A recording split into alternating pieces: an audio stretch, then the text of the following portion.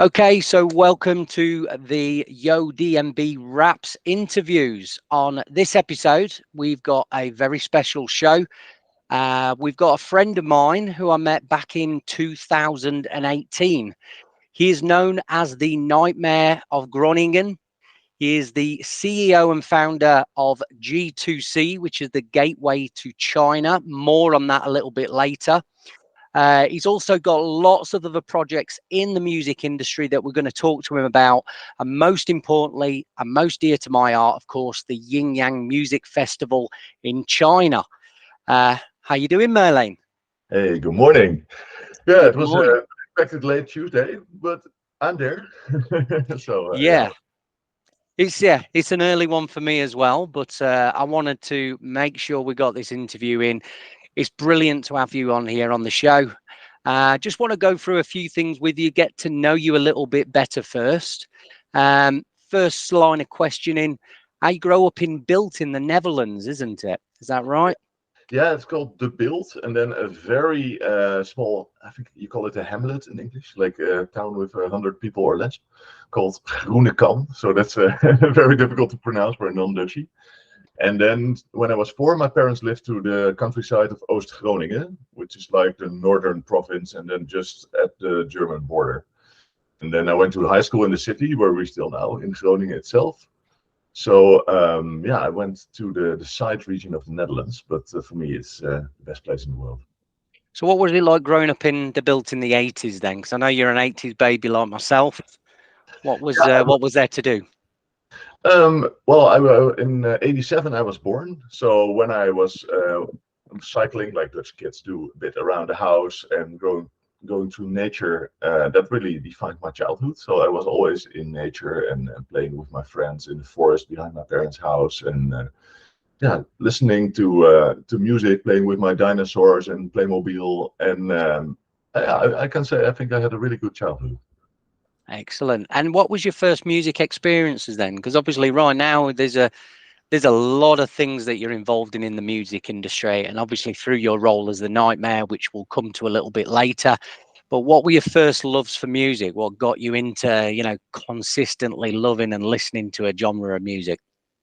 Well, my dad had a lot of vinyl from the Beatles, Genesis. He's a big Mike Oldfield fan.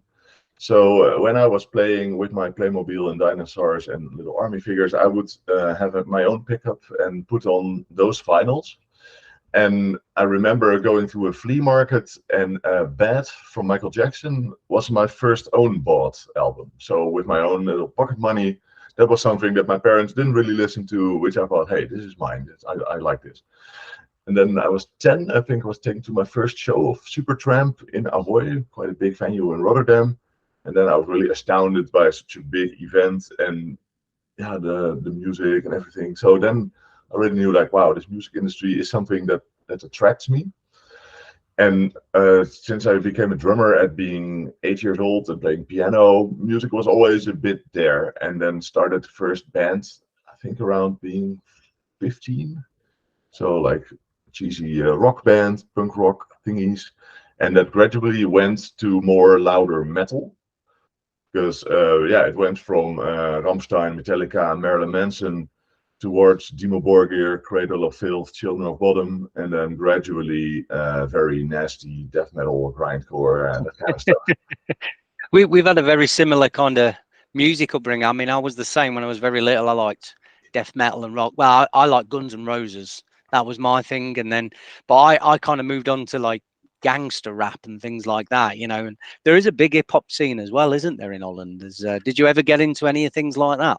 Um, I wasn't really much into it, but my friends, my close friends, took me once to a show of Dead Press, and I took them to a black metal show.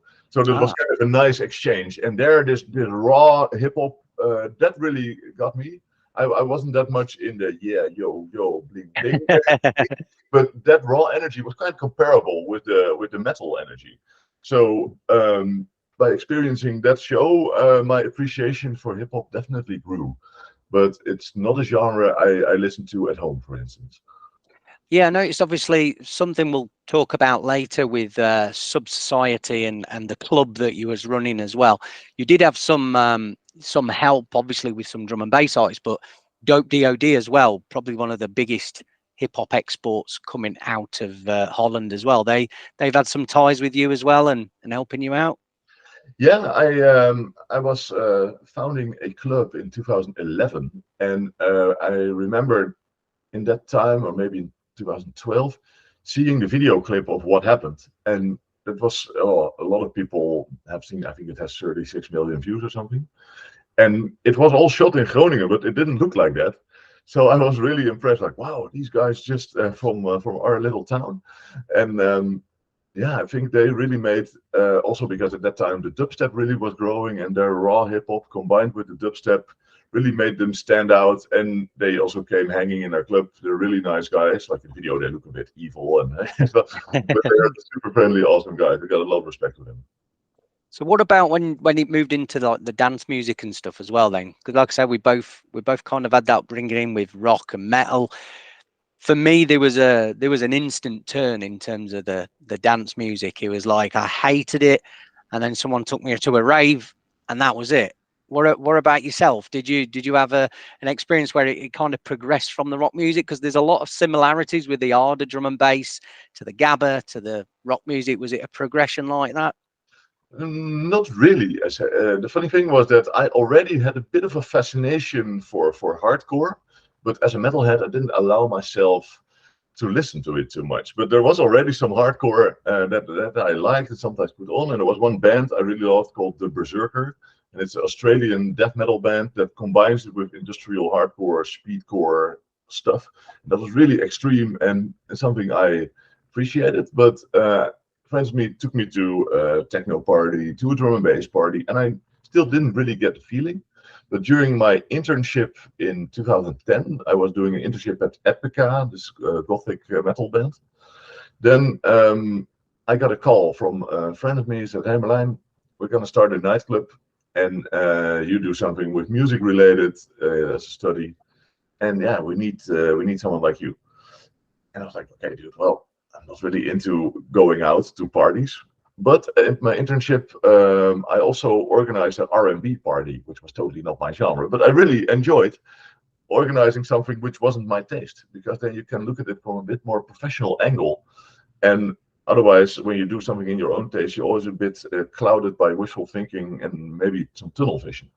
So doing this R&B party for the first time and enjoying it made me say yes in December 2010 to Julian to look at what he had with that club. And it turned out there was a basement in the city center of Groningen, and in that basement, quite some clubs failed in the past, and we could start there next month. And now I gathered all my study loan savings, so it was just 3.5K, and we painted the room black, put in some speakers, and we started. So yeah, in February 2011, we heard we could do it, and then the 10th of March 2011, that was the opening of Subsonic, and we suddenly had a place for underground music, techno, house, drum and bass, dubstep at the moment was really rising at that time, electro, sometimes psytrance. So it was quite a funny mix from, let's say, melodic deep house to industrial 145 pounding techno kicks. Yeah, I've heard a lot about Subsonic. Obviously, going to talk about that in the interview as well. You mentioned Berserker there as well. He's like, well, again, we synonymous with Gabba for us in the UK. We obviously remember him from, the Knorr records and things like that as well. Was it Knorr? Have I got that right? No, I think it was, wasn't it? Yeah, I just knew the metal albums of him first, and then I found out about all those speedcore releases and all the stuff he did in the past. So for me, I didn't even know those labels, and I think then on SoulSeek, those kind of programs, you could find it before YouTube really kind of took over with finding stuff.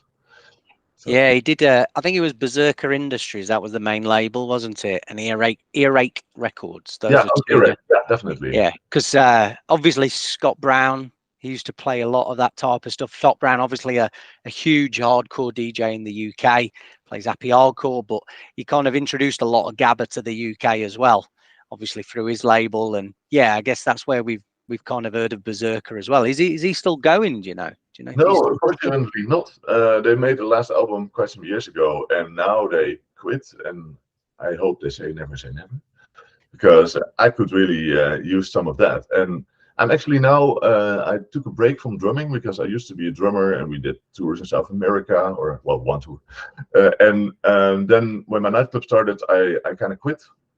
And now in the Corona time, I built up my kit again, got a second bass room, so I have two bass rooms. And I'm intending to start a new project where I will play horrible black and death metal combined with industrial hardcore, and yeah, bringing the worlds truly together, because I haven't found enough music that does this, and it's something I would like to listen to. Even if there's only 6 people on the whole planet that would like it, I would like it myself. And I found a singer, guitar player, and a bass player already, and she was also in my former band. So a horrible project will soon emerge, I think. Yeah, sounds good. I can't wait to hear that. Absolutely. So you still do dabble with the drumming quite a lot then when you get a chance? Yeah, just recently I bought a trailer, and my brother has a nice venue, and beside that terrain is a place where there is like the waste facility of Groningen, so nobody's bothered by noise. And in this trailer, I put my drum kit, another drum kit, so I can rehearse with a friend, with a monitor and a click track, and some cabinets. My brother has all the guitar gear, and then we can do the click track and the vocals on it. And then in the other room, play board games and drink craft beer. So it's kind of a man cave. Okay. And your family, you have some of your family involved in music as well. I know you've got, how many siblings did it say that you have? I think you've 3 got about... younger sisters and 1 younger brother. And my brother has a venue. He always started a sound rental company. Never finished his high school, but he was always in making sure that items that were working got sold, that he was mixing bands, and from let's very early age on. And then he progressed in now having his own venue, the Loads, where we sometimes do parties. And we had a Subsonic reunion there, and he does everything there, from African food dance night towards a hardstyle party to a funeral to a, well, whatever you name it. There's everything is possible there. It has 500 capacity, nice garden, so it's really a great place. So he's still heavily involved in music then as well, isn't he? From the club and things like that. Yeah. And then from the organizing aspect, but he also still sometimes plays his guitar. And in the past, we used to jam together. I also had a trailer in that time in my parents' garden near the forest, and then play with the band there every weekend. And obviously a little bit more of a delicate subject. We spoke recently, didn't we, about your sister. You had an elder sister when you was younger, and she went missing. And I believe it made like national news, didn't it, as well, and across the country and things like that. Do you mind going into a little bit of that and obviously what was happening around that time in Holland? No, of course not. Like it has a place in our family, in our hearts, and it shaped everything how life is now, which is good. So yeah, so I can fully talk about that because, well, yeah, let me just explain. I was 4 years old, she was 6, and at that time in that village, you didn't even lock your house, you know. And that day, she walked home alone from the little village supermarket, the only store that you had there. And after 15 minutes, she still wasn't there, and then she was never found again. So that was quite, yeah, quite something. Well, you being a parent of 2, you can imagine that's your worst nightmare, you know. And I was 4, so at that time, for instance, Peter R. de Vries, a famous crime reporter, really helped my parents a lot, and there was a lot of national attention for it, but in the end, it was not solved. And when I got older in puberty, suddenly the whole realization arose that, like, hey, now I'm the oldest of the family, which also then kind of inspired me, like, hey, I want to be the oldest brother of the rest of the kids that my sister would be proud of. And yeah, in puberty, that wasn't always the easiest time, but I think for a lot of kids in puberty. And by making music and organizing shows with the band and expressing all the frustrations and stuff in this loud metal, was kind of therapeutical. Like, my dad is a psychologist, but you don't go in therapy by your own dad, you know. So by expressing it all in the loud music and getting energy out of arranging shows and putting our feelings in it, that led to that when I was 18, I think, yeah, the period came that I gave it a place, accepted that I was the oldest of the kids now, and then life became good. I could do what I want. I started to study Academy for Popular Culture, start this nightclub, do the tours with my band, got involved in how the music scene works, made a lot of fuck ups. But yeah, and they also allowed me to do a little TED talk on it, but it is in Dutch, um, to kind of show that that's something very, yeah, the worst that can happen for a parent, that you lose your kid. In the Yeah, end, this as a family really keeps us very connected, and I have a lot of respect for the fact that my parents still allowed my middle sister, when she was 13, to join us to Wacken open air with 80,000 drunk Germans, and that she still had faith in that. She, as a little girl, she's not tall, stood her ground on a place which sometimes, well, metal scene is quite safe still, but yeah, with 80,000 super drunk people for a few days, of course, things can happen. And that he still kept the faith that she can handle this. And therefore, she's now a very independent girl. She lived in Barcelona and in Germany on her own. And I'm very thankful for my parents that they kept this trust and all allowed us to become very independent. yeah, absolutely. Obviously, a very sad story, but it's good that you were able to take some. Well, I don't know how to really put it. It was good you were able to take some positives from it, and obviously take the inspiration, being the older brother, and that's obviously led you down the route of kind of being involved in music. Then I guess as well, hasn't it? As it does for probably for a lot of people. You know, any tragic things happening, music's a real good key to keeping your sanity and obviously your mental health as well, isn't it? Yeah, and with music, you're involved in something nice around people that are also having a good time. For instance, when I had my club, I was enjoying, the audience was enjoying, the bar staff was enjoying, the DJs were enjoying, the bouncer at the door was making sure that at night people came in and he enjoyed it. So everyone was focused on something positive, with music as the connecting factor. And I think that positivity that music brings, while the music I listen to is often really loud and extreme with horrible lyrics, but the positive energy that comes out of that has really been inspiring me to get out of that dark time that arose during my puberty, and make something out of it and focus on things that inspire me, and allowing to let other people also have a good time, which is the best aspect of my job, that I can do things where we all enjoy, express ourselves, and have a good time, which brings us further, because yeah, we want to have a good time. But no Oh good yeah, time without bad times, of course. yeah, absolutely. And obviously that took you to, well, again, getting a lot more involved from your younger years to starting university as well, studying music management, I believe it was. And where was it? Where was it where you did that? In Leeuwarden, it's like 1 hour from Groningen, and it's in a different province. So I stayed living in Groningen, and it was quite something you could do on your own. So you could choose your own project. So in the second year, I chose that I wanted with my band to go to South America. Well, first we wanted to go to Japan, so we made a plan of make anime characters of our band, and uh, well, we found a painter and totally failed. But then I found out about the Dutch government allows subsidies for tours abroad. So I could, I was looking into that, and it was still the MySpace time. We didn't use Facebook that much. Oh my God, yeah, MySpace. Yeah, I think I've still got a MySpace. I think it's still there. I don't know how long ago since I touched it, but that was a great website. Whatever happened to yeah, Tom at MySpace? Yeah. yeah, it was great indeed. And I remember that I thought, okay, there is money available if you have a tour, but you need a bigger headliner. So where to start? Then I saw that the Greek metal band Rotting Christ played in Colombia. And on MySpace, you could just send them a message, or I think I sent a message to the singer, and I said, "Hey, Sakis, this is Merlijn from the Netherlands. Saw you guys played in Colombia.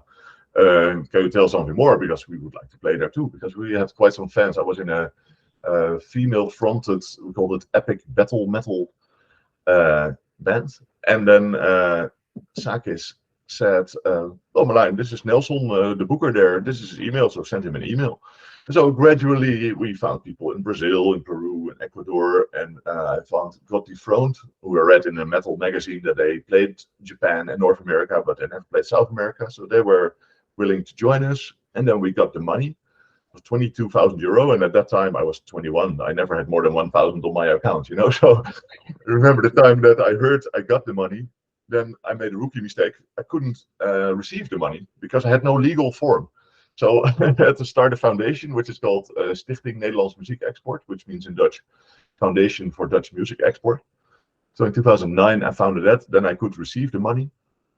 And from there on, also started helping other bands with their export subsidies, which our prime minister at that time called left-wing hobbies. So cultural subsidies. So that's kind of a thing we embraced. Okay, let's do some more left-wing hobbies. So it was from bringing punk rock bands to Russia to techno DJs. It became a lot during and before I founded my nightclub. So that's the SNME website then that's still running now, isn't it? Yeah, it's a very old website. Yeah. Should update it. I think it hasn't been updated in 12 years. Yeah, because we had a big conversation about this in China as well, because it blew my mind that the government in Holland, they actually fully finance tours for any artists, DJs, bands and things like that to actually tour and earn money, don't they? It's a big thing in Holland that you can apply for. Yeah, but Canada does it even more. France does it pretty well. Austria too. Every country has a kind of music export office. I think the UK also has something similar, but they are not. It's not on the level of what. No, I don't hear UK bands get a grant. As soon as obviously I got back from our first meeting when we met in China, that is the first thing I started looking into, 100%. Yeah. So yeah, we don't have anything on that level. But your website, is that heavily involved in helping those artists get those government grants then? So you kind of apply for people to do that? How's that work? Yeah, but in 2017 the rules changed because I was doing this quite a lot for different artists. But then the rules from the Foundation of Performing Arts, which gives out these grants, stated that someone who is asking for the money also has to be the representative of this artist, like a manager or a label. And I always aspire to be a neutral entity so that I don't represent an artist structurally, but just on project base. So now with this foundation, with this arrangement for tour subsidies, I can't apply anymore because I stay neutral, but I help now still because I like it, artists to check with them what legal form they should have to start a foundation or a BV, you say in Dutch, it's kind of a limited in the UK, so that you are eligible to get it. Because if you have a one-man running business, then you can't get it, for instance. And yeah, it still just gives me a lot of energy when I see that someone got a grant, and they're also not it's not big amounts, you know. You need at least 3 shows, and then you can get your travel cost funded, but not your hotel or your food. So the promoter needs to do that. And I recall going abroad for 1,500 euro with 8 band members, and that every 10 euro counts. So it also makes you very budget aware and stimulates you to be creative. So I think with funding and subsidies, you should always have just not enough, because that kind of keeps you creative. Because if you have too much, you can always spend it in a good time, but by just not having enough and still making it work, then things kind of happen and you become more professional. Well, it's one of the kind of main costings, really. I mean, if you think of like traveling maybe to Australia or the USA, one of the main kind of costing splits as an artist, if you're a band or a DJ, is getting those flights. They're expensive kind of flights, aren't they? And for the majority, from experience, you know, even if you're not getting a hotel, your sofa, you know, you jump on people's sofas and things like that. I've done it myself. Like I say, I've planned tours myself in the USA and Australia. And if if the promoter wasn't obviously getting me a hotel, I'd stay with the promoter. Do you know what I mean? And things like that. So if you've got that big cut of cost taken care of, it's going to obviously open a lot more doors for artists, isn't it? I mean, yeah, definitely. For instance, Frequency, who has this breakfast party in the past, a drum and bass producer from Groningen, great guy.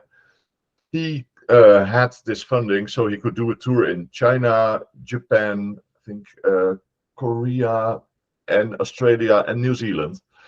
So yeah, without that funding, because he's still quite underground, and it's it's not the mainstream drum and bass that he does. But the promoters there really wanted to have him, so they could give him a normal fee. The travel costs, intercontinental, were covered. He would get good hotels, and therefore have a great tour, and build towards the fact that he can do these tours now without needing the funding. And that's really nice. It should be a catalyzer, and not that artists keep on relying on them, because at a certain moment the market also needs to have an interest in you. Recently I was in a panel. It was about local hip hop and funding, and the people were constantly talking about how to get more funding. But I thought, okay, the funding needs to catalyze something. It also, especially in hip hop, you also need to have some street credibility, right? If after the second album you still need 25,000 euro to make a second album, but if nobody wants you, sorry, but where's your relevance then? And then a woman said, well, Merlijn, I think that's very neoliberal thinking. I was like, there's no neoliberal thinking. I love a cultural subsidy, but I think there's a certain relevance also has to come out of it at some moment. Otherwise, what are you giving your money for? Then you rather spend it to 10 artists and give them all 1,500 euro and make sure they have good cover art and a better post-production or whatever, So yeah. Well, it brings the question back to exactly why are you touring? Obviously, what you're trying to do is get a new audience, isn't it, and gain new experiences. And it's great having that subsidy, as I say, to get you there. But if you're not taking full advantage of that tour in terms of networking and meeting to kind of build your brand and build your audience to get the music there, because again, that is the dream, isn't it? You want people knocking on your door to do more of these tours to get the music there. And if you're the one that's always forcing that tour to happen, then you're not really growing, are you? You know what I mean? So it's a good point. There needs to be a balance between what the audience and the promoters want and you. And if you can't, of course, it's good, especially in the beginning, to keep pushing. But at a certain moment, it needs to go a bit automatically. Despite that, I see a lot of people that do use this, have a great time, and let people enjoy, because there are so many artists around. So it is tough as an artist to come in between things. So yeah, I think it's a good tool, but it's sometimes for the people that really need it, difficult to apply for, and the people that don't really need it anymore and have some clever tricks to get money again, there could be some more balance in it. But above all, we can't complain that it's there. So you mentioned obviously this, like the SNME, what you're doing with Holland and being able to apply for this. You mentioned other countries like Canada and France. How does an artist start to look into this? So if you were to give somebody advice now in other countries, when Holland, I'm sure it's a little bit more widespread in terms of knowledge, but let's say somebody wants to look into this in one of these other countries who might be watching now, what's the best first port of action to start looking into if these grants exist? Yeah, I think you can just Google music export offices. And then there is quite an overview of which countries have which one. So they all have different names. So in Norway, there's just Music Norway. And I think especially at music conferences like Eurosonic, or next month or May, there's Tallinn Music Week, BIME in Bilbao. And those kind of events, all those representatives of the funds come there, speak to people, take some of their, for instance, Dutch Music Export is also a Dutch foundation. They bring 3 talented acts from the Netherlands they think that are worth investing in. They take them to South by Southwest, to Great Escape in Brighton, and those kind of events. And all those countries have, and not all of them, but most of them have this export that are with people that are also very willing to help, because they have some money that they can spend on artists that take the effort, that have some interest from a foreign country. So those people are your friends. You should get to know them, talk to them, and say like, hey, I have a great band. We're not that big yet, because they believe in investing in talent. But there needs to be a promoter there, for instance, that is willing to pay the hotel and a fee, and then they can chip in with travel costs. It was the same. I discovered an Austrian live deep house band. So it was with a singer, a drummer, and a synth guy. They're called HVOB. And I saw them at the Reeperbahn Festival, I think in 2016. And Reeperbahn is also a showcase festival in Hamburg. Then at Eurosonic in Groningen, one of the biggest showcase festivals, I saw them again, and I was really impressed. And we did this festival on the Chinese Wall. So I thought, like, wow, this act should come play here. This is perfectly fitting. It's for people that like a live band, for a dance crowd. So I found their manager. I showed him the picture. Look, you guys need to play here. And I'm like, oh wow, this looks cool. And then some weeks later, it turned out that they could arrange the funding through Austria Music Export, because at that time they were also not really known yet. And around that, they organized a tour through China and Thailand, I think. And now they are getting, I think, 15, 20K per show, touring the whole world, selling out big halls. So those kind of programs really help artists, emerging artists, to come to the next level, and in the end, not needing it anymore. And therefore, it's more than what this prime minister said, a left-wing hobby. It's actually very important because it creates jobs. It's in the end a very good stimulant for the economy, and that's what people often don't see, because they think like, oh yeah, it's for some creatives that can't make their own money, and yeah, that's not what it's for. Yeah, yeah. Yeah, I think everybody should really start jumping on this. Hopefully this video gets a lot of views and we start to see some Google searches happening, because yeah, again, it's touring is a really good way to get music to a new audience, isn't it? So, for me, it'd be a dream to obviously have something to help to catapult more things like this. Because it is a battle. Do you know what I mean? When you've got those extra fees and your name isn't as big, it's good to obviously have something to kind of not rely on there, but have in your back pocket, as we say in the UK. Just something that obviously you can use to kind of build and grow your audience up a bit more. Yeah, That's great. definitely more attractive also for a promoter, because when I had I was always on the promoter side, and then you have so many costs that people are not aware of. People always complaining about the promoters in the clubs, but I really know their position and why they pay so bad often, because you have so many, let's say, taxes on waste of the club and on personnel and all kinds of things you can't even imagine that all add up. And I remember, for instance, sometimes we had a techno night, and there was some local DJs that wanted to host a night and said like, yeah, we need this guy from Berlin because he's really killing it on this podcast and this festival. So they would say, he costs €500, and then the travel costs and the booking fee and the hotel and the dinner and drinks at the night and maybe some little Colombian envelope. And and then those people don't see that you might have had the same effect on the crowd with a great local guy that would get 50 or €100. But of course, you also want to have artists that have more potential, that do reach these geeks that are deeply into it. While a lot of people are just enjoying having a good time with their friends. So there needs to be a balance between the financial side and the artistic side. But in this way, we, for instance, had Reinier Zonneveld, one of the biggest names in techno now, when he was still €150. And at that time, he was already very talented and a nice guy. So it's really cool to see him grow now to the level of, I think he gets 50K a show. And as a person and as a musician, he hasn't changed much. He has just improved, but he already had that mindset and this enthusiasm and production level. Like the guy does 18-hour live sets, which is crazy. All own material.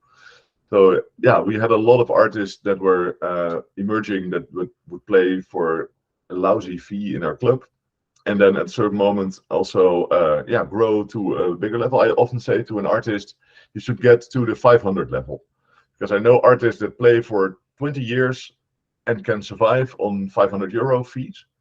And like everyone who can count to four can play for €150, to generalize a bit. But getting out of the 250, 350 zone to be in the 500 and grow from there, that's a tough one. Because then it's also about the art of saying no. Let's say I book you for 500, and then another club says, okay, I don't have much budget, so Lee, I would book you for 200. And you say, I can make it 250. Like, okay, cool. Well, if I hear that, then next time, okay, he also played for 250, so I'm not going to pay him 500 next time. Maybe can have another warm-up DJ also for 250. Then I have two. So to at a certain moment say no. And then have the faith that by saying no, better offers will come and that you will grow. I think for every artist, that's a very hard process, but it's worth it. People are more likely in general in life to say yes to things, which in some situations is very good. But the art of saying no, same as you're a girl in a club and a guy is picking on you and you're not clear that he should just fuck off. say no. That's not always easy. So after university, this takes us to 2010, and I believe you took over the club Subsonic in Holland as well. Is that in your home city or in Groningen? Yeah, that's in Groningen, and it was first called the Pin-Up Club.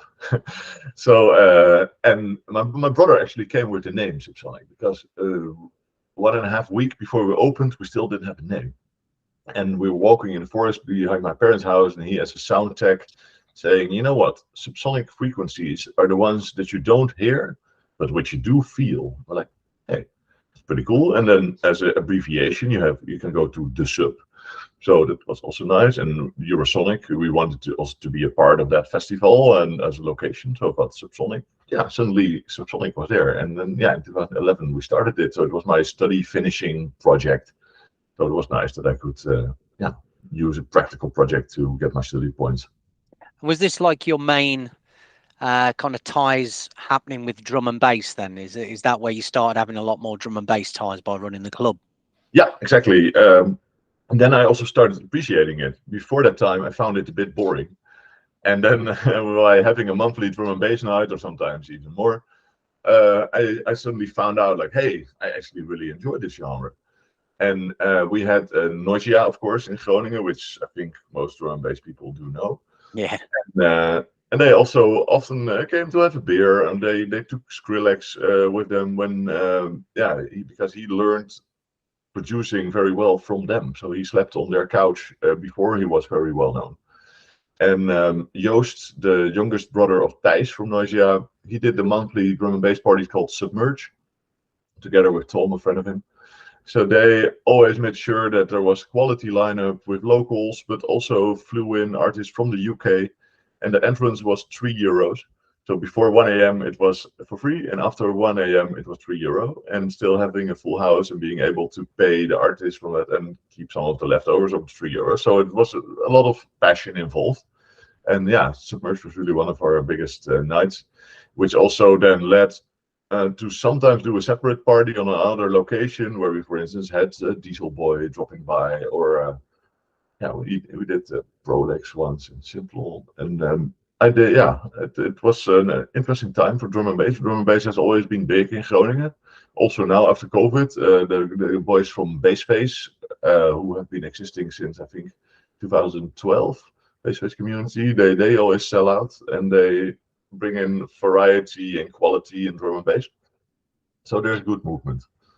Yeah, I mean, obviously for anybody living under a rock who don't know, Noisia is obviously the greatest drum and bass trio in my eyes that's ever lived. And they obviously put Groningen on the map. That's where they're from.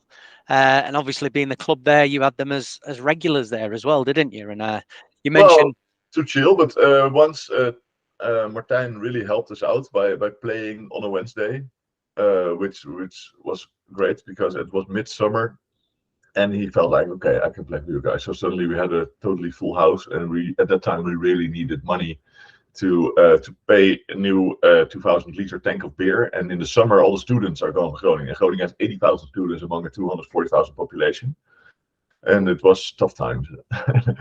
And Martijn played. We had a crazy full house with Noisia for free on a Wednesday, which was insane, you know. And so we were very thankful for them. Also, that Skrillex was playing at their King's Night event, and that he found it okay to play at the after party. We always had an after party from 6 a.m. till 9 a.m. And that day the management asked Sonny if he would be open for it. And of course, he already had been at our place, and he said, yes, it's cool. So that was awesome that we had Skrillex in Subsonic, and we had like 250 capacity. And well, I think that night was around 300 or maybe even more. So it was, it was crazy. And you say your youngest brother was running Submerged with this from Noisia as well then? So they... and the youngest brother of Thijs from Noisia. Ah, right. Okay. So he was actually running events with you as well then? Yeah. Ah, right. Excellent. And it ended in 2015. Why did the club shut then? Because obviously it sounds like there's been some legendary nights there. I guess it was a staple of the town of Groningen, wasn't it? It was really a place where everyone could be himself, and even like 18-year-old girls would come on their own and find people there. And it was a sleazy basement, and not everyone was always super sober, but it was still a kind of very safe environment. So yeah, in 2015, the chemistry between me and my business partner was over, and his dad was our landlord. We also had a restaurant together, and the financial constructions were very dodgy. And we started with the three of us, and the other one, who was still a very good friend of me, already in late 2014 decided that, yeah, it wasn't working out anymore. And from that moment, the collaboration between me and the other guy, also, yeah, he was mainly running the restaurant, I was doing the club. And yeah, in 2015 it was over. After that, we rejuvenated the concept in a different location, with the guy that already, with Julian, who quit in 2014. We thought we're going to do this together with a live venue, so that there's live acts until 12, and then from 12 to 6 we do the club. And we had a crowdfunding, we made a really cool LED tunnel which on the DMX of the sound could yeah, be involved with the music. But in the summer of 2017, the guy who ran the venue said, I'm going to quit, because his live part was totally not taking off. And we were delivering the amounts of bar money that we said we would. But yeah, he decided, I'm going to quit. And then we didn't have location anymore. I just had become 30 at that time. And then I thought, like, hey, maybe it's good. It's time for something new. And my nightclub owner life was over just by being 30, which yeah, started when I was late 23. So it was a good moment to make the next step, kind of. Yeah, absolutely. And obviously that led on to a lot of other things as well. I believe you started up Subsociety as well, which was obviously helped to, wasn't it? I believe the right description for it was an online concept, a digital environment to help people find artists around the world, which I believe leads to the Here and Now website. Is that right? Yeah, I conceptualize it, and then my business partner Anastasia, where I run a foundation with, where we connect cultural projects and corporate funding, she had some input also from me to create a website, Here and Now, where you can find an overview of everything that's happening in your city. And it's a really nice overview. So you can find a jazz jam, or a reggae party, or a techno party, or a Somalian cooking workshop, or a vintage clothing sale. And we always refer to it as a joke, like, look, it's like Pornhub, but then for events. So that you can just in one click on a category wise can find whatever you want. And the whole idea, indeed, with the concept of society behind it, is that you would have a global network of cities. Let's say you come to Leuven in Belgium, and you think, hey, what's going on in Leuven? That you can think, hey, I'm a drum and bass head, so is there any drum and bass party going on here? They see, oh, in next week there is a drum and bass party in the local, say poppodium in Dutch, but it's like a venue that has some state funding for underground and emerging music. Well, then you can find that. Or if you're more into just tropical house, you can find that.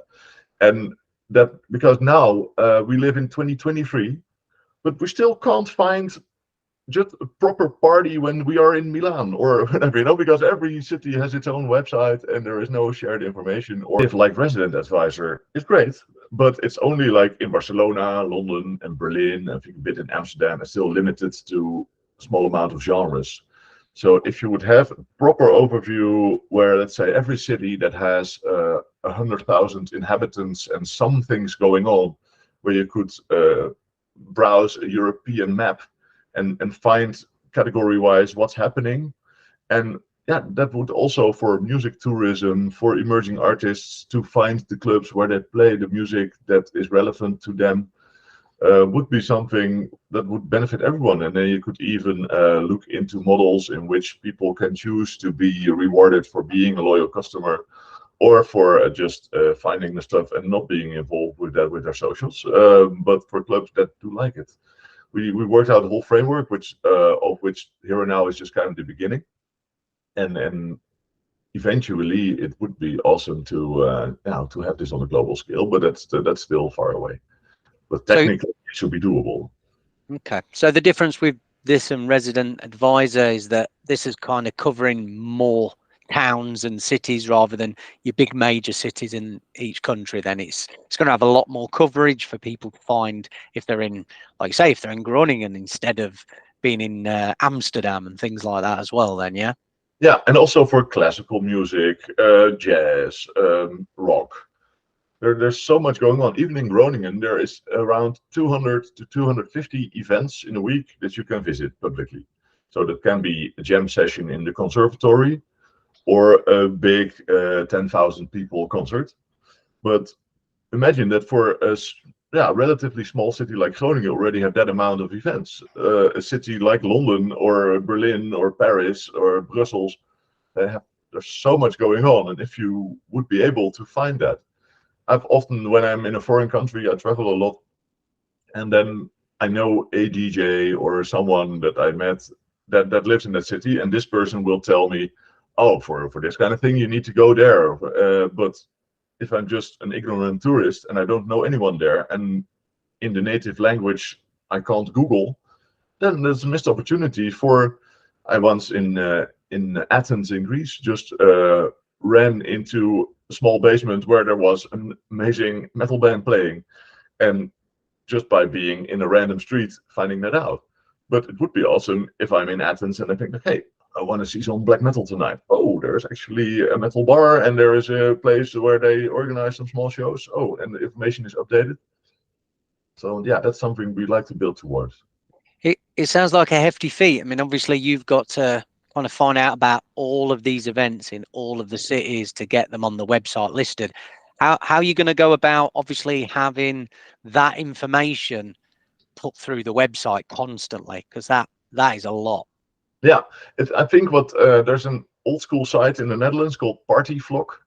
Yeah. And they are still very updated with what's going on. And there's some dedicated volunteers, but for here and now, there's a student being paid to monitor all the events going on, and they still sometimes miss a few.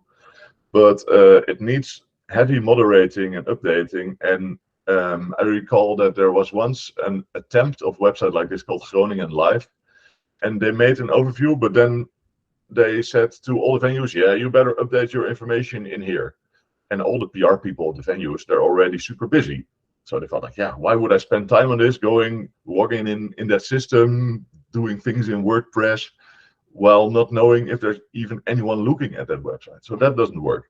It really should come from the website itself, that it actively gathers information. At here and now, people can also send in a party. Let's say I organize drum and bass rave in a warehouse, and here and now hasn't found out. I just send them, hey guys, on the 14th of April, I do this, and the entrance is €10, and this is the ticket link, and let's go. Here's a photo, so you can also do that. So it needs, to have a community, because there's so many websites that have an amazing starting point, but then end up at the graveyard of unused websites that nobody looks at. Yeah, I do remember Party Flock, funnily enough. Still, they had a forum, didn't they? I believe there was like a chat forum on there back in the day. Yeah, because I used to go on there talking about Gabba and things like that. Yeah, so yeah, that's still the core, and you can also find an R&B party or whatever on it. But still, the Gabba hardstyle hardcore is the main thing that Party Flock relies on. Yeah, I do remember. So the website for anybody wanting to visit is www.hereandnow.nl. Is that right? NL is in Netherlands. So yeah, check it out. Obviously, if you've got English, so because we also have a lot of international inhabitants in Groningen, so that was originally was a bit meant for, also that those people really can't find the stuff because they don't speak Dutch, and all the Dutch people can speak English. So why not have an English overview of all the events in Groningen? And is it set up yet for people to actually submit events into there as well? Yeah. Brilliant. Okay. So let's move on to one of the main chat points of today, the Night Mayor of Groningen.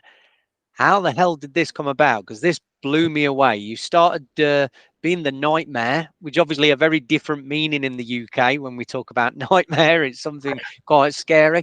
But you started this in October 2018, didn't you? Tell me about the story from how you got there to where you are now. Yeah, well, already before I was being the Night Mayor, and in British, Nightmare, so sounds like very similar. And I might be the nightmare for the people that want to sleep and that don't want any party in their city. But I was think around 2016, got a bit more, also when the first Subsonic ended, got a bit more involved in the policy side of events and permissions and local governments, and yeah, some things that some people might see as a bit boring.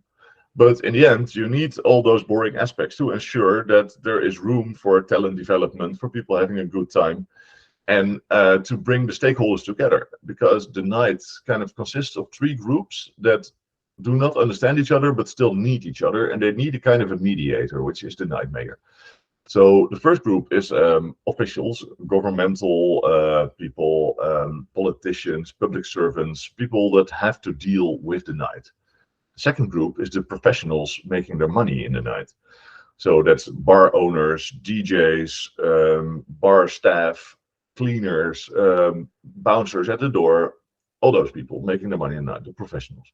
The third group is the people enjoying the night, expressing themselves, not having a stake in it, except for the fact that they need the night to relax, to blow off steam after a hard week of work, to meet new people, to enjoy new music.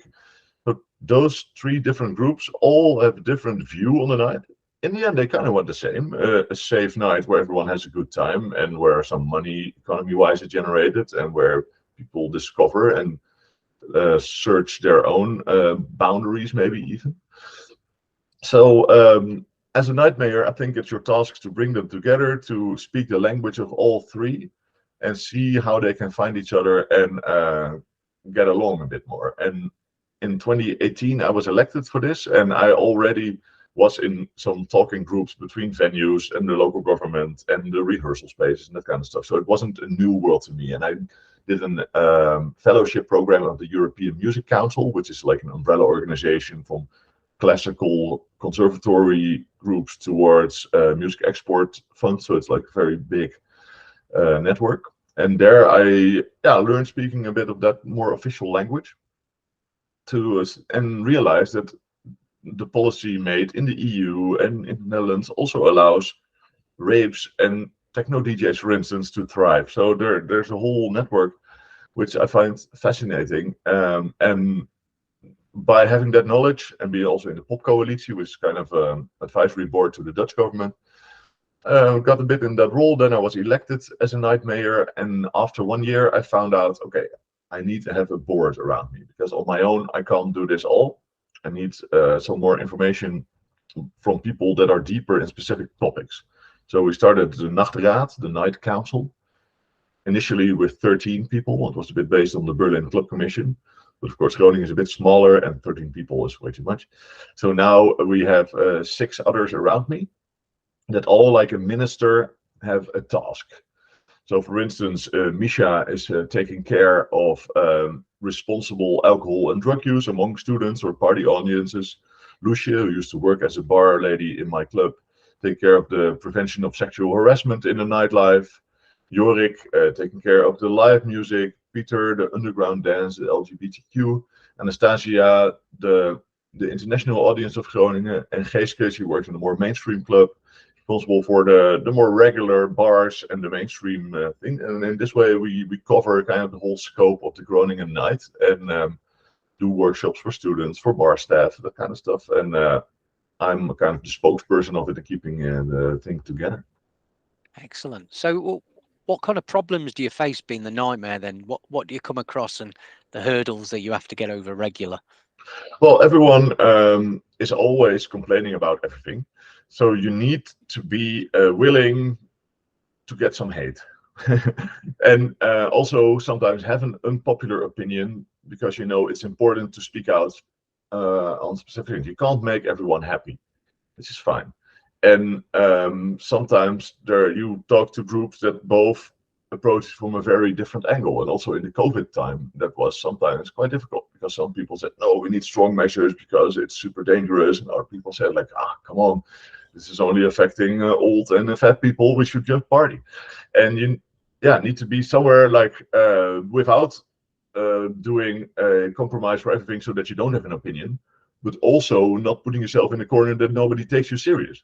So it's you need to be quite diplomatic and being able to dare say things that not everyone might enjoy, and also keeping all the different groups with their own demands in line, kind of. So it's and I also learned by trial and error, and I think yeah, I like it.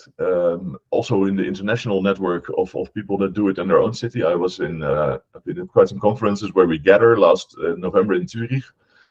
Had people from all over Europe discussing these kind of topics, and it was so nice to be able to speak to people that understand both the cultural side as the health side as the business side. There's not so many people that work on those different fields with the night as a whole, and therefore it was great to exchange knowledge and form. We have also the Dutch Nighttime Alliance, where we form a unity with 9 Dutch cities: Amsterdam, Rotterdam, The Hague, Nijmegen, Leiden, Haarlem, Eindhoven, Groningen, and Utrecht. Yeah. And yeah, in this way we try to exchange what we've learned instead of reinventing the wheel, making our nights safer. Amsterdam just got a new night mayor last week, and together we hope to generate more money for the development of the night, for the safety. We're currently also fighting for the Night City Hall, the Nachtstadhuis in Dutch, a place in the city center where you can get help if you've been sexually harassed, or if you need information about responsible use of substances, or if you want to file in a complaint if you've been discriminated at the door, or it could be all kinds of things in a preventive way or in a way when it just happened that you get help, and so that there is a safe space in the city center where also parents from students that just got in city know that if something goes wrong, they will get help, or preventively things won't go wrong. And that's something we're really fighting for to get a budget now. We already presented it to the local politicians. They had some remarks. We're reshaping the plan a bit, and then hope to push it through before summer. So is that centre open now? Because I know this is one of your new projects as well, isn't it? Like you said, to get the funding on this. Is this something that's open now and you're waiting for funding to carry it on, or are you waiting for funding to start? The place is now being renovated. So if we get funding, the plan is to open in November, December, because then it would be ready. Then we can hire staff in the summer, and start it and fully present it in Eurosonic January. So that's and currently we're good on track. Excellent. And you actually said you met some of the nightmares as well, then? Many. And some cities have a club commission, so it's not always a night mayor. For instance, in Berlin, it wouldn't be good for such a big city like Berlin to have a night mayor, because nobody can represent such a diverse big city with so many organizations and people, and therefore it's better that they have a club commission. So they are around the world as well. They're not just from Queensland to Bogota, New York. The network is really growing. Yeah, like a selection of superheroes. So like the Avengers when you come together, basically, isn't it? All the nightmares and taking care of everybody in the clubbing community. Yeah, it was really fun how during COVID the network really tightened, because people saw, hey, we all fight for this nightlife. Then when you don't have it anymore, you see how valuable it is to keep people together. Also, people with very opposing visions, when they're on a dance floor with a beer, they suddenly get along pretty well, while debates could get very heated in those times. So then we really saw how we needed the night as a unifying factor. And the people all in a different way. And there's academics, city planners, rave organizers, venue owners. There's a lot of different people, but all with the same thing in common, that they want to make the night better, create more room for talent, better fees for artists, more safety for women or for everyone that feels unsafe. And that's united, and that movement is growing. Even, let's say, Christian conservative parties in governments are seeing the benefit of it. So obviously being involved in a lot of things to do with the nightlife and involved in obviously the community in Groningen as well. You did a TED Talk a few years ago as well, didn't you? Back in 2015, talking about entrepreneurship and obviously your beginnings in the music industry as well, wasn't it? Yeah, and they asked me to do it, and it was a very young audience, and to stimulate people to start developing their own dreams, because I think I'm characterized by doing things from scratch. There's just an idea, a dream, and then from that dream a concrete first step emerges, and from there we go somewhere. So, for instance, with the South America tour or the festival in China or Subsonic, just started with an idea, and then you make a first step. So, how can you make that first step? They asked me to do a lecture, a talk of 15 minutes about, and I'm still sometimes doing them for students. Next Tuesday, for instance, I always really enjoy when people have an idea but they don't know how to get started, and they need to do it themselves. Also, one of my best teachers during that time also constantly gave me some inspiration, but never really helped me. I had to do it myself. And when I then was stuck, he would give me a little suggestion like, hey, Merlijn, you can actually maybe look into this. And then I did it myself again and got further.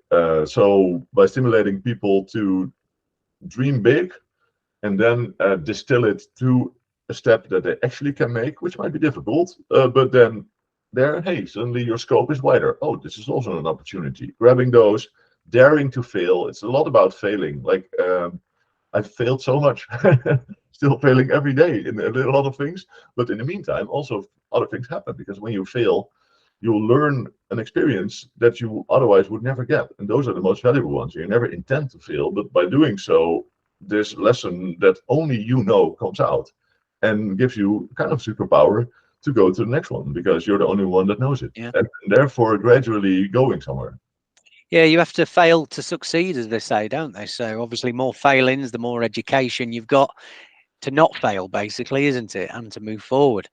I wish the TED Talk was subtitled in some way. You can't even get it subtitled or anything like that. That'd be really good to watch. And so if you're Dutch or you speak Dutch, definitely go and check out Merlijn Poolman TED Talk on YouTube. It's there, and I'm sure it's very interesting from what you're saying there. But yeah, unfortunately, I don't speak Dutch, so I wasn't able to watch the whole thing.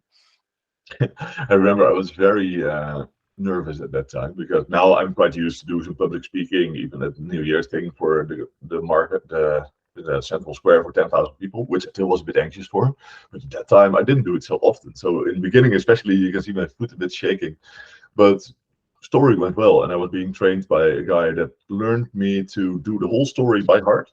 So it's not as spontaneous as it might look, but therefore the whole structure of the build-up, which I developed myself, was in it, and it was very good. I could also involve the story of my sister, how it shaped me, and the rehearsals of the bands, and organizing shows, which gave me a bit more structure to also finish my high school and not smoke weed every day. So it's like a total picture. I can still fully stand behind it. Yeah, absolutely. Yeah, hopefully people check that out then. 2015, I believe the TED Talk wasn't it? So yeah, go check that out on YouTube.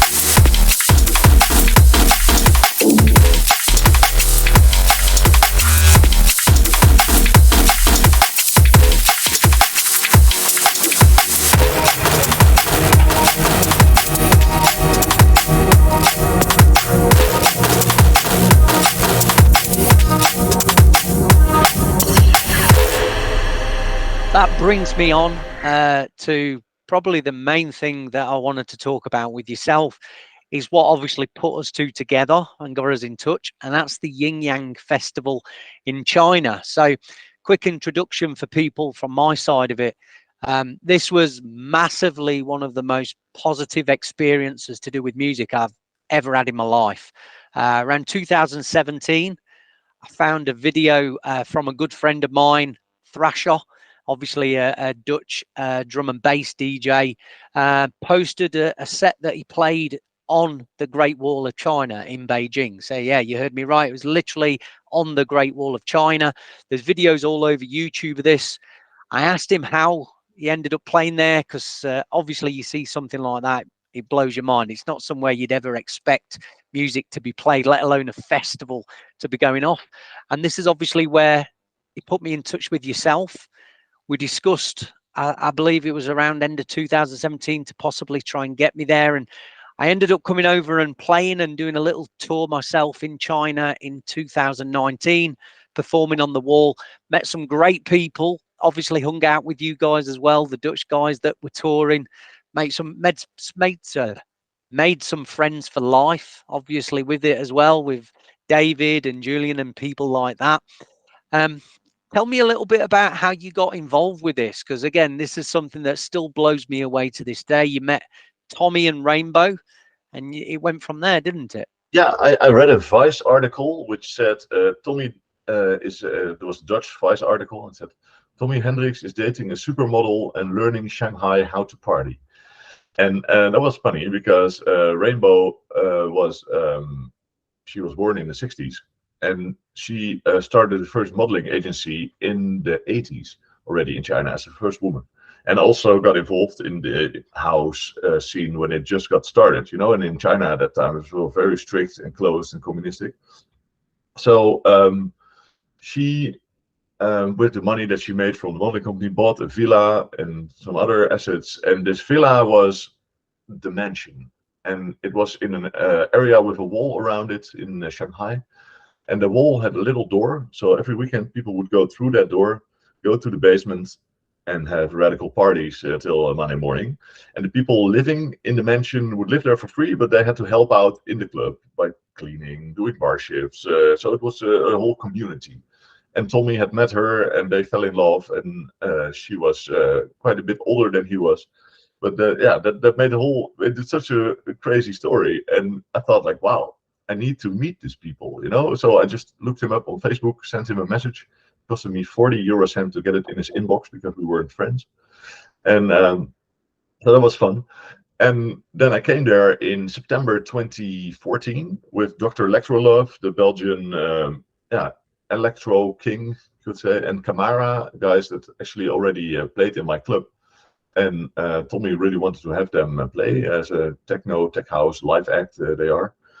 And we came with them. I could arrange some of the travel cost funding. And then I fell in love with the emerging Chinese underground dance scene, because you have a lot of big EDM clubs with trashy big room house and LED screens and everyone ordering champagne bottles and being bored and doing dice games and to do some shots. That was not really what got me interested. But we were in Arkham, an underground club in Shanghai, raw, nasty, concrete basement. And there a night emerged from Chicago house to tech house to techno to electro to drum and bass to pounding Berghain kicks to and people adapting to the sound. Like, hey, what's going on here? How do you dance to this? Being fully open and aiming to discover new music. Well, in the Netherlands, everyone is quite spoiled, has seen everything, and yeah. You know, even when a big, let's say Richie Hawtin, big name, comes by, people are like, okay, I'll see if I have time. Oh, that might be nice. No, and there people are like, hey, I don't care. I want to see a new upcoming artist. And I'm still, also in the COVID time, stay deeply involved. And now I'm working with different Chinese parties to bring artists, underground indie bands towards house DJs. And they don't have to be big, because the people are looking for interesting new music, which is pretty cool. So I can now show them some interesting artists which don't have a big name yet, but of whom I know that they are amazing, and they will have an opportunity to get a good fee and to play their own festivals and clubs. So and that made me in the end also find found a company that makes Chinese social media profiles for Western artists, because the whole Chinese internet is different.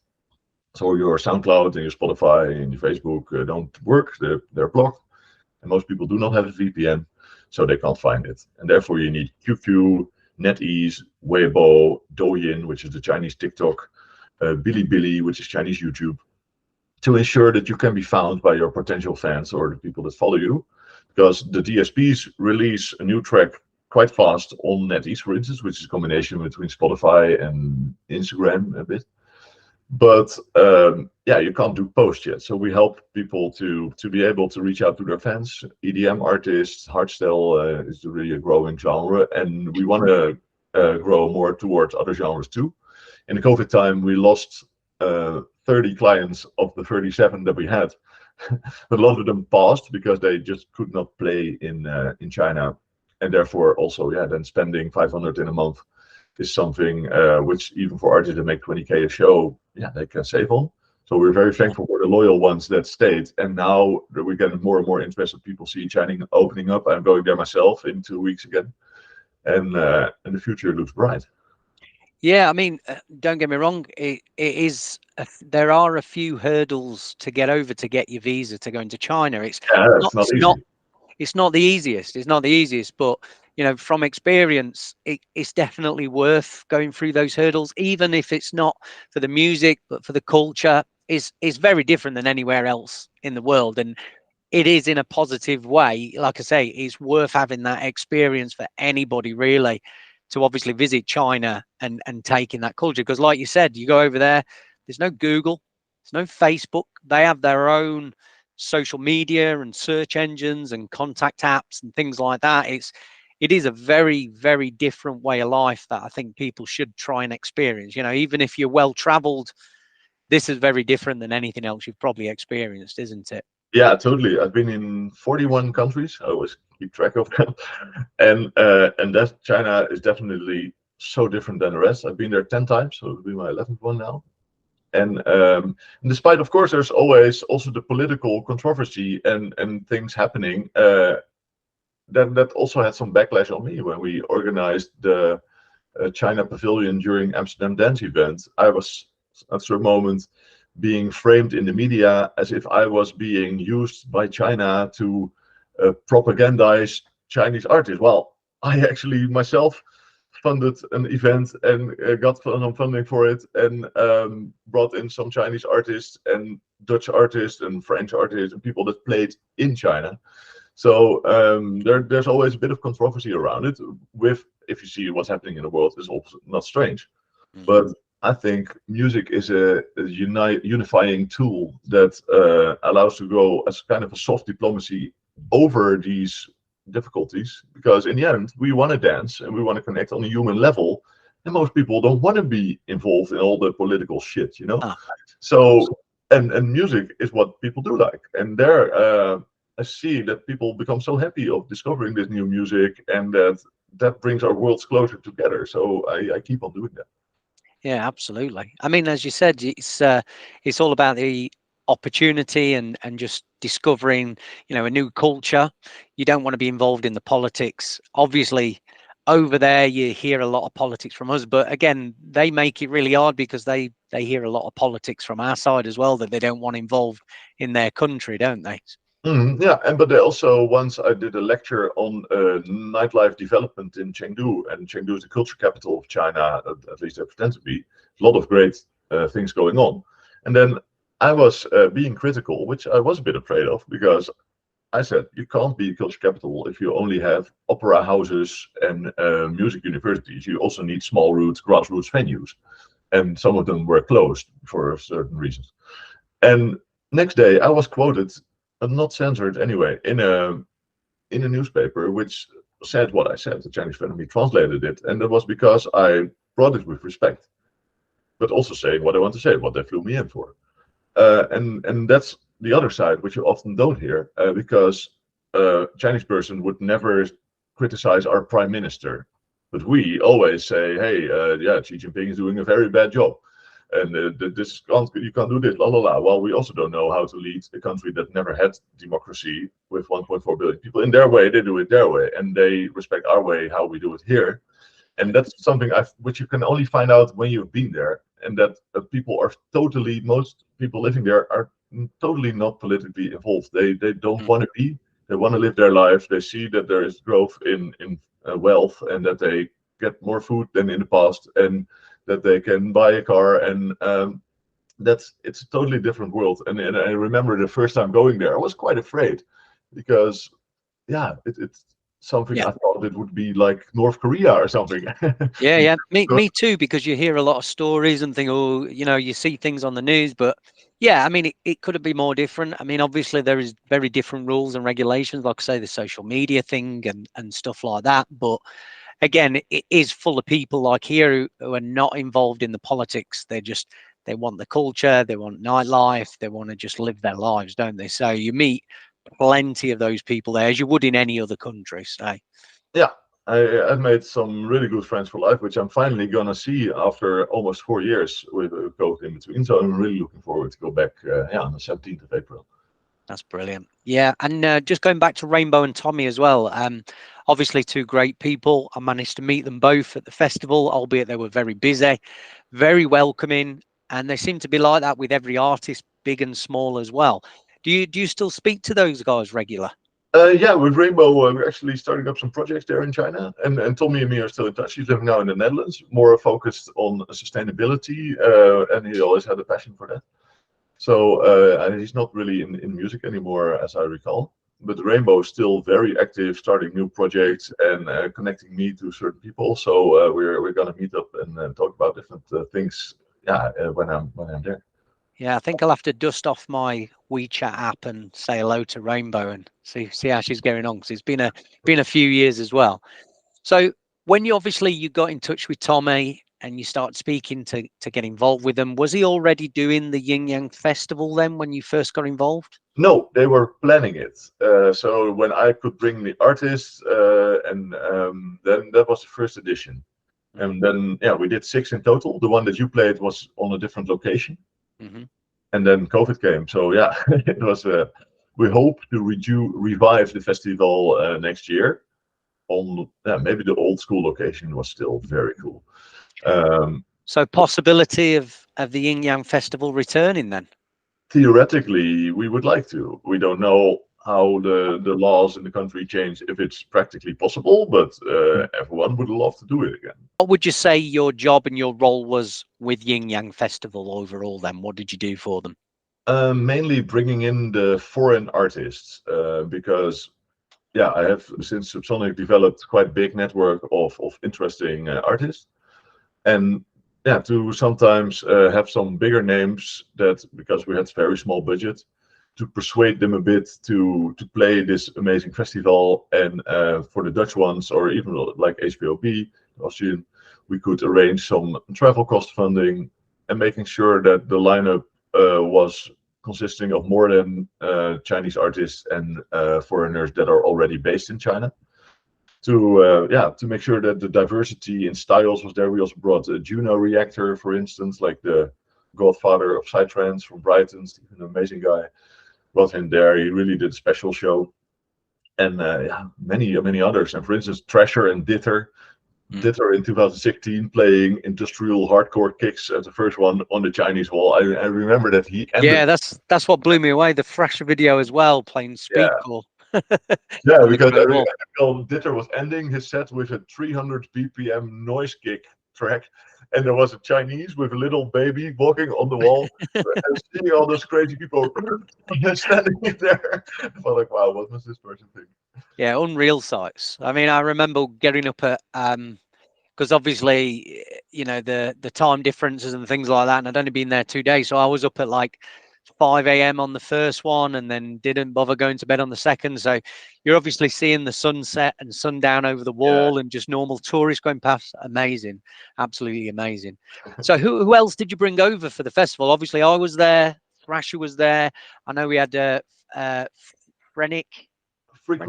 Frequency, MC Swift when I was there. What other artists over the years did you bring? So many.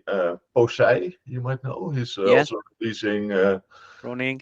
Yeah. Ambivalence from Groningen. Yeah, HVOB, German Reactor. Binary, which is like a techno duo from Brazil. So they recently also played Printworks, I think. And yeah, it's so many. I should look at the lineups, but every year we went with a small group of Dutch artists. Also brought a camera crew, so I still want to make a documentary about it with all the material that we shot. We also brought friends of me that I have a brewery. Then they in Hainan, the tropical island of China, they met another brewer, and with the mate tea herbal extract, they came up with a very fruity beer, and that beer was also being made for a student fraternity of their year beer. And yeah, in that doc we shot so much material which you could really make a nice story of, and to see how both worlds, despite the differences, connect with with music as a human connector, and beer also. So it's still something I want to do because we have the material, but it will take some time. I need to pay a good editor and a director to make out of that material mess something that has meaning instead of just some comparison. I've still got a lot of footage myself that I've not put up, just not had time to kind of edit together. But yeah, I've kind of been getting in since I've been doing this. I've been doing a bit more video editing, so I think I'm going to finally get my act together and probably get my video diary up of what happened there. Would be probably good to follow this video up as well, I think, just to kind of promote it Yeah, as exactly. well. So I'll definitely get that up. So yeah, obviously a lot of artists were showcased over there as well. COVID came around, and obviously we know what happened there. But was the festival already planned and ready to go by the time, obviously, the pandemic shut everything down? And did it cause a lot of issues? Yeah, well, for the whole music scene, of course, but especially for China being so strict at that time that a lot of people left. Also, a lot of music industry people left, which is also good in a way because some people were really hijacking the scene, especially in the commercial sector. So now there's a new playing field. People are hungry for new stuff. Oh wow! Other genres have arisen. So I'm really curious because I will be one of the first. Oh no, well, yeah, last month China fully opened again. But people are hungry for new artists and concepts and styles. So I'm really looking forward to see what came out of those 4 years, and it's not all bad.